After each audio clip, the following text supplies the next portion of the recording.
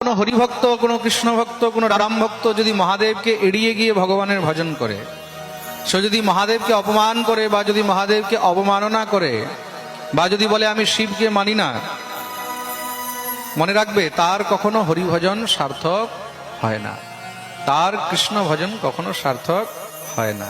কেন? মহাদেব হলেন পরম বৈষ্ণব, বৈষ্ণবানাম যথা শম্ভু। মহাদেবের থেকে বড় বৈষ্ণব কিন্তু আর কেউ নেই। দ্বাদশ ভাগবতের মধ্যে একজন হলেন মহাদেব। খুব মন দিয়ে শুনবে। ভাগবত পরম ভক্তদের মধ্যে, পরম বৈষ্ণবদের মধ্যে, পরম ভাগবতের মধ্যে একজন হলেন দেবাদিদেব মহাদেব। তার জন্য যদি হরির ভজন করতে হয় তাহলে হরেরও ভজন করিতে হইবে। হর কৃপা ছাড়া হরি কৃপা সম্ভব নয়। হরিধাম যেতে হলে আগে হরধাম যেতে হবে। হরধাম কোথায় জানো? হ্যাঁ, শ্মশান।